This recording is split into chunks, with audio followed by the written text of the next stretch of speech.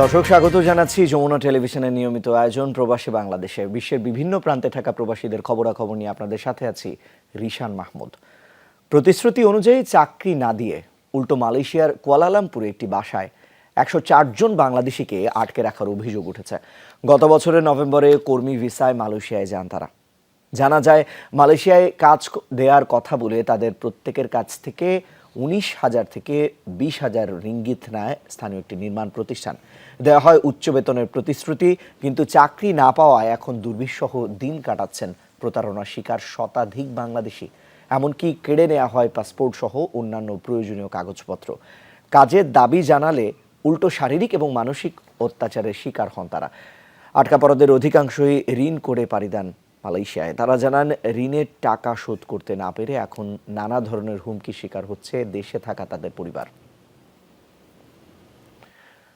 মুন্সিগঞ্জে Saudi প্রবাসীর 2 সন্তান সহ স্ত্রীর আত্মহত্যার ঘটনায় মামলা করা হয়েছে। সোমবার জেলার সিরাজদি খান থানায় একটি অপমৃত্যুর মামলা দায়ের করা হয়।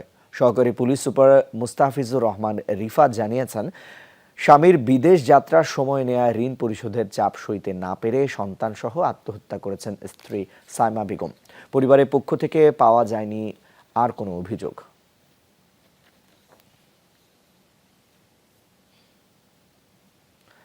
জাপানের চিবায় অনুষ্ঠিত হলো বাংলাদেশিদের সাথে সংস্কৃতি বিনিময় অনুষ্ঠান। দেশটিতে গেল কয়েক বছর ধরেই কমে গেছে প্রবাসীর সংখ্যা, ফলে দেখা দিয়েছে ব্যাপক কর্মী সংকট। আর তাই ভিন্ন উদ্যোগ কর্মী বাড়ানোর চেষ্টা করছে কর্তৃপক্ষ। জানা যায়, সরকারের নতুন নতুন প্রকল্পের কারণে দেশটিতে প্রবাসীদের জন্য নতুন করে তৈরি হয়েছে কর্মসংস্থানের ব্যাপক সুযোগ। আর তাই কর্তৃপক্ষের এমন তৎপরতা। মিলেমিশে একাকার জাপান ও বাংলাদেশের কৃষ্টি কালচার। দেশটির চিবা সিটি কর্পোরেশনের উদ্যোগে করা হয়েছে বিশেষ এ আয়োজন। অনুষ্ঠানে নিজ হাতে দেশীয় বিভিন্ন খাবার রান্না করেন বাংলাদেশি প্রবাসীরা। একইভাবে জাপানি খাবারের নানা পদেও সাজে টেবিল। সম্প্রতি চিবার নারিতা বিমানবন্দরে সম্প্রসারিত হয়েছে রানওয়ে। বন্দরটিকে ঘিরে গড়ে উঠেছে রেস্তোরাঁ সহ ছোট বড় বিভিন্ন ব্যবসা প্রতিষ্ঠান। ফলে বিমানবন্দর সহ এসব প্রতিষ্ঠানে তৈরি হয়েছে প্রবাসী কর্মীদের চাহিদা। তাছাড়া নগরের উন্নয়নেও প্রয়োজন শ্রমিক। তাই কর্মী নিয়োগের বিষয়টি সহজ করতেই ভিন্ন মাত্রার এই আয়োজন করেছে সিটি কর্পোরেশন। বর্তমানে জাপান কর্মী সংকটে ভুগছে। আমাদের শহরগুলোকে সবার জন্য বসবাসে উপযোগী করে তোলার জন্য বিপুল সংখ্যক কর্মী প্রয়োজন। আশা করছি আপনারা সবাই এগিয়ে আসবেন। দারুণ একটি আয়োজন। আমি বাংলাদেশিদের সাথে কাজ করতে চাই। আরো অনেক বাংলাদেশি এই শহরে বাস করুক, সেটি চাই। আয়োজনে উপস্থিত ছিলেন বাংলাদেশি কমিউনিটি সদস্য রনি পারভেজ তালুকদার। বাংলাদেশের সংস্কৃতি ও নানা রীতিনীতি সবার সামনে তুলে ধরেন তিনি। বিদেশে কর্মসংস্থানের সুযোগ করে দিতে জাপানিদের এমন আয়োজনের বেশ প্রশংসা করেন বাংলাদেশিরা। ঘরোয়া পরিবেশে কৃষ্টি কালচার বিনিময়ের এমন আয়োজন বেশ উপভোগও করেন তারা। ফ্রেন্ডশিপ যে বিল্ড আপ করার জন্য এই মূলত এই আয়োজনটা। তো আজকে আমরা বাঙালিরা এখানে ছিলাম, পরবর্তীতে হয়তো বা ইন্ডিয়ান বা ভিয়েতনাম বা অন্য যে কোনো দেশের মানুষজন এখানে এসে রান্না করবে। বর্তমানে চিবা প্রিফেকশনে বাস করছেন প্রায় 2,000 বাংলাদেশি। কর্তৃপক্ষের তথ্য অনুসারে অঞ্চলটিতে কর্মী প্রয়োজন প্রায় 30,000। ইফাদারা খন্দকার, যমুনা নিউজ। খুব সহজেই পাসপোর্ট পেয়ে যাচ্ছেন রোহিঙ্গা এবং দাগি আসামি সহ বিভিন্ন অপরাধী। এক শ্রেণীর দালালদের মাধ্যমে অসাধু কিছু কর্মকর্তা কর্মচারীর যোগ সাজসে চলছে এই পাসপোর্ট বাণিজ্য। রোহিঙ্গা এবং আনসার সদস্য সহ এমন চক্রের 23 সদস্যকে গ্রেফতারের পর এসব তথ্য জানায় ডিএমপির গোয়েন্দা বিভাগ। রোববার দিনভর দেশের বিভিন্ন স্থানে অভিযান চালিয়ে তাদের আটক করে ডিবির লালবাগ বিভাগ। কক্সবাজারের রোহিঙ্গাগুলো জোগাড় করে দেয় হচ্ছে কক্সবাজার, চট্টগ্রাম, খাগড়াছড়ি, বান্দরবনের কিছু পার্টি আছে, ওরা এগুলোকে সংগ্রহ করে আমার কাছে নিয়ে আসে। প্রসেস করে পাসপোর্ট অফিসে যে আনসার সদস্য আছে ওই ফিঙ্গারপ্রিন্ট এবং বায়োমেট্রিক করার জন্য আনসার সদস্যের কাছে পাঠাই। আনসার সদস্য এই লোকগুলাকে অফিসিয়াল যে কাজগুলো আছে এগুলো করে দেয়। অর্থাৎ পাসপোর্ট হাতে পাওয়া যেন ছেলের হাতের মোয়া। কারণ বাজারে একসময় দিনমজুরের কাজ করা এই ব্যক্তির রাজধানীতে বিভিন্ন এলাকায় বাড়ি আছে অন্তত 3টি। নিজের মুখেই সহজ স্বীকারোক্তি তার। রোহিঙ্গাদের কাছে পাসপোর্ট বাণিজ্য করে এই ব্যক্তির মতো কপাল খুলে গেছে অনেকের। কক্সবাজারের বিভিন্ন ক্যাম্প থেকে দালালদের মাধ্যমে বাংলাদেশি পাসপোর্ট করিয়ে নিচ্ছেন রোহিঙ্গারা। খবরটা নতুন নয়, তবু এর বিরুদ্ধে শক্ত ব্যবস্থা কই এখনো বন্ধ হয়নি এই বাণিজ্য। আমার বাতিজির হালাকটা সৈদার আছে কি হইয়ে ঠেকা দিব হইয়ে ঠেকা দিয়ালে ভাসুদ করা যা ঠেকা দিলে। দেশের বিভিন্ন স্থান থেকে এই দালাল চক্রের 23 সদস্যকে গ্রেফতারের পর কর্মকর্তারা জানান, উত্তর ও দক্ষিণবঙ্গের প্রত্যন্ত এলাকার নারী ও পুরুষদের বায়োডাটা সংগ্রহ করে সেই সব তথ্য দিয়েই করা হয় রোহিঙ্গাদের পাসপোর্ট। মূলত পাসপোর্ট অফিসের আশপাশেই গড়ে ওঠে দালালদের অবৈধভাবে বৈধ পাসপোর্ট বানানোর আস্তানা। মোটা অঙ্কের অর্থের লেনদেনও হয় এই কারবারে। 3টি তরফে ভাগ করে যে চক্রটা রেজিস্ট্রেশন করে দেয় জন্ম নিবন্ধন, সে 5 থেকে 12,000 টাকা নিয়ে তার কাজ শেষ। আরেকটা পক্ষ হলো 3 দিনের মধ্যে তারা এনআইডি বানিয়ে দেয়, সেটা তারা 25,000 টাকা দিয়ে নিয়ে তারা এটা করে দেয়। আরেকটা গ্রুপ তারা আনসারের সহায়তায় তারা 1,20,000 টাকা দিয়ে তারা তাদেরকে পাসপোর্ট তৈরি করে দেয়। এমন ওপেন সিক্রেট কারবারে শুধু দালালদেরই কি দায়? কর্মকর্তারা বলছেন, দায়িত্বপ্রাপ্ত সংস্থার দায় এড়ানোর সুযোগ নেই। পাসপোর্ট অধিদপ্তর যদি এটা নিশ্চিত করতে পারত যে যখন কেউ বায়োমেট্রিক দিয়ে পাসপোর্ট বানাতে যাবে তখন তার সাথে রোহিঙ্গা ডেটা, বাংলাদেশের মানুষের জন্ম সনদের ডেটা, ন্যাশনাল আইডি কার্ডের ডেটাগুলো ভেরিফাই হবে এবং সেখানে একজনের বায়োমেট্রিক্সের সাথে আরেকজনের বায়োমেট্রিক্স ম্যাচিং না করলে সে পাসপোর্ট পাবে না, ছবি ম্যাচ না করলে তাকে পাসপোর্ট পাবে না, তাহলে এই সমস্যাটা অধিকাংশই হ্রাস পেত। তবে ভেরিফিকেশন সহ বিভিন্ন ধাপে আরও কোনো চক্র এই কাজে জড়িত আছে কি না তাও যাচাই করা হচ্ছে বলে জানান গোয়েন্দা কর্মকর্তারা। রিয়াজ রায়হান, যমুনা নিউজ, ঢাকা। যথাযোগ্য মর্যাদায় যুক্তরাজ্যে পালিত হলো আন্তর্জাতিক মাতৃভাষা এবং মহান শহীদ দিবস। ম্যানচেস্টারে বাংলাদেশ সহকারী হাইকমিশনের উদ্যোগে দিবসটি উদযাপন উপলক্ষে আয়োজন করা হয় নানা অনুষ্ঠানের। অস্থায়ী শহীদ মিনারে ফুল দিয়ে শুরু হয় 21শে ফেব্রুয়ারির আনুষ্ঠানিকতা। ছিল শিশুদের চিত্রাঙ্কন প্রতিযোগিতাও। হাইকমিশনের হলরুমে দিনব্যাপী এই অনুষ্ঠানে সভাপতিত্ব করেন সহকারী হাইকমিশনার কাজী জিয়াউল হাসান। প্রবাসীদের মাঝে ভাষা শহীদদের তাৎপর্য তুলে ধরতেই এই আয়োজন বলে জানান তিনি। এ সময় প্রবাসে বাঙালি সংস্কৃতি ধরে রাখতে আরও বেশি বাংলা স্কুল চালুর দাবি জানান বক্তারা। দূতালয় প্রধান মল্লিক নাজিরুজ্জামানের পরিচালনায় অনুষ্ঠানে অংশ নেয় বিভিন্ন সামাজিক, রাজনৈতিক এবং সাংস্কৃতিক সংগঠক। মহান শহীদ দিবস এবং আন্তর্জাতিক মাতৃভাষা দিবসের তাৎপর্যসমূহ আমরা তুলে ধরার সচেষ্ট প্রয়াস নিয়েছি। আপনারা ইতিমধ্যে দেখেছেন যে তাদের স্বতঃস্ফূর্ত অংশগ্রহণে, একটা বিশাল অংশগ্রহণে কিন্তু এই বাংলাদেশ সহকারী হাইকমিশন একটি ছোট্ট বাংলাদেশে পরিণত হয়েছে। এদিকে সুইজারল্যান্ডেও স্থানীয় আওয়ামী লীগের উদ্যোগে পালিত হয়েছে আন্তর্জাতিক মাতৃভাষা দিবস। জেনেভায় সংগঠনের প্রধান কার্যালয়ে অস্থায়ী শহীদ মিনারে পুষ্পস্তবক অর্পণের মধ্য দিয়ে শুরু হয় দিবসের আনুষ্ঠানিকতা।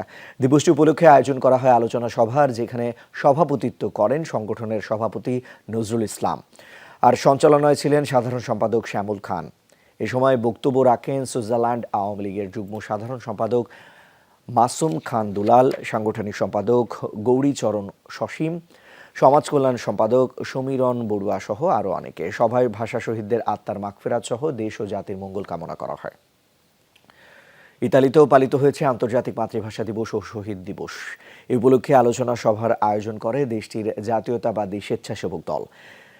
ভিসেন্সার একটি হলরুমে সভাটি আয়োজিত হয়, যেখানে সভাপতিত্ব করেন সংগঠনের আহ্বায়ক রবিউল আলম স্বপন। সঞ্চালনায় ছিলেন সদস্য সচিব সর্দার মোহাম্মদ শাকিল।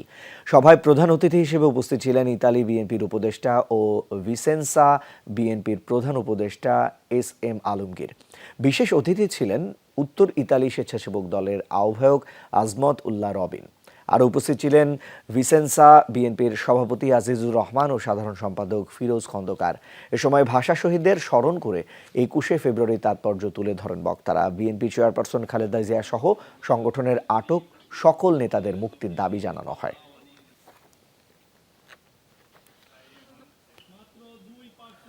যুক্তরাজ্যের বাংলাদেশি অধ্যুষিত এলাকা ওল্ডহ্যামের বেরেসফিল্ড পার্কে প্রথমবারের মতো প্রতিষ্ঠিত হলো আউটসাইড জিম ফ্যাসিলিটি।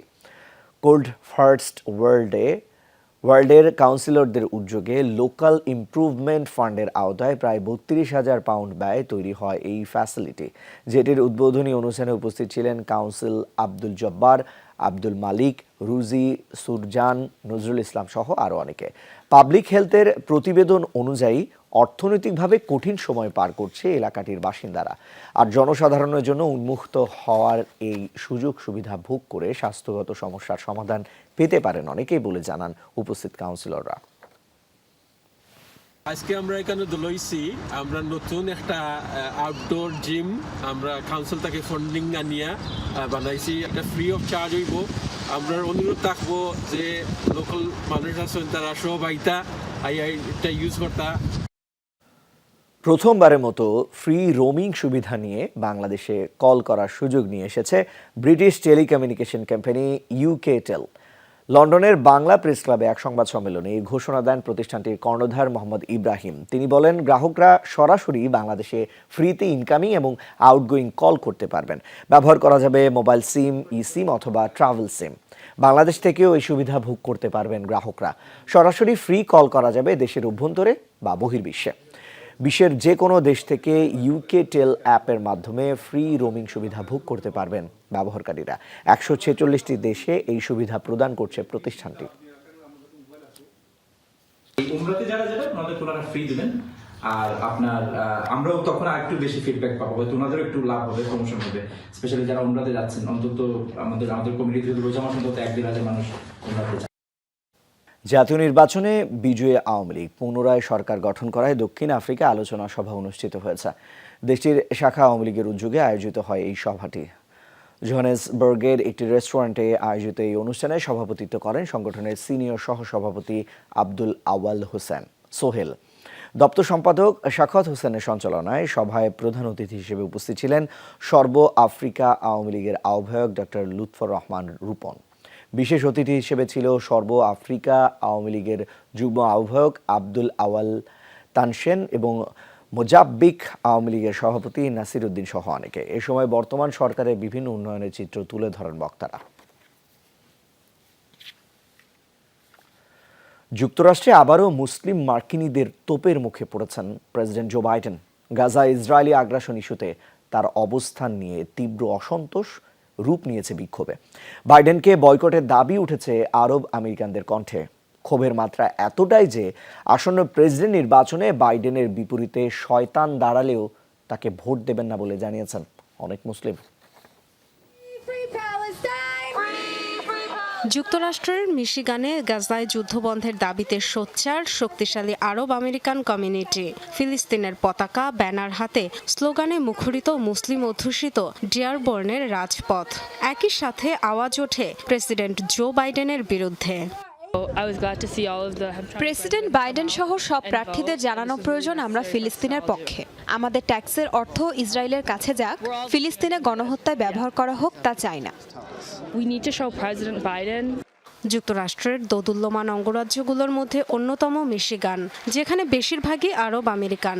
চলতি মাসের শুরুতে সেখানে প্রচারণায় গিয়েছিলেন জো বাইডেন। কৃষ্ণাঙ্গ নেতাদের সাথে সাক্ষাৎ করলেও এড়িয়ে যান মুসলিম কমিউনিটিকে। তখনও বাইডেনের বিরুদ্ধে বিক্ষোভ সমাবেশ করেছিলেন মুসলিম মার্কিনীরা। নাখোশ মুসলিম ভোটারদের কমিউনিটি এবার আরও একাট্টা। অনেকেই স্পষ্ট জানিয়ে দিয়েছেন জো বাইডেনকে ভোট দেবেন না তারা। মিশিগানে হাজার হাজার মুসলিম ভোটার রয়েছে যারা তাদের সমর্থন তুলে নেওয়ার পরিকল্পনা করছে। ডোনাল্ড ট্রাম্পের মতো ব্যক্তি আবার দায়িত্ব নিতে পারেন সে ঝুঁকি থাকা সত্ত্বেও। প্রেসিডেন্টের কাছে প্রশ্ন, গণতন্ত্র ধ্বংস ঠেকাতে কি পদক্ষেপ নেবেন তিনি? বরাবর ডেমোক্র্যাটদের সমর্থন দিলেও বাইডেন প্রার্থী হলে তাকে বর্জনের ঘোষণা দিয়েছেন মুসলিম কমিউনিটির নেতারাও। এমনকি ডোনাল্ড ট্রাম্প সহ যে কাউকে ভোট দিতে রাজি তারা। এটা যুদ্ধ নয়, গণহত্যার মাধ্যমে জাতিগত নিধন যথেষ্ট হয়েছে। দিন শেষে জো বাইডেন নিজেকে ব্যর্থ প্রমাণ করেছেন। ডোনাল্ড ট্রাম্পের অভিশংসন ইস্যুতে আমরা আমেরিকান মুসলিমরা ৩ লাখ স্বাক্ষর সংগ্রহ করেছিলাম, অথচ তার নির্দেশে বিশ্বে একটি বোমাও পড়েনি। জো বাইডেন প্রার্থী হলে আমি ডোনাল্ড ট্রাম্পকেই ভোট দেব। বাইডেনের বিপরীতে শয়তান দাঁড়ালেও তাকেই ভোট দেব। 2020 সালের নির্বাচনে 64% মুসলিম ভোট পেয়েছিলেন জো বাইডেন। ডোনাল্ড ট্রাম্পের ঝুলিতে পড়েছিল 35%। তবে এপির এক জরিপ বলছে গাজায় ইসরায়েলি আগ্রাসন শুরুর পর বাইডেনের সমর্থন নেমে এসেছে 17%। কাকে ভোট দেবেন তা নিয়ে অনিশ্চয়তায় 25% মুসলিম মার্কিন voter. Dorothy Tasrin, Jamuna news. দর্শক, এই ছিল প্রবাসী বাংলাদেশে এতক্ষণ সাথে থাকার জন্য সবাইকে ধন্যবাদ।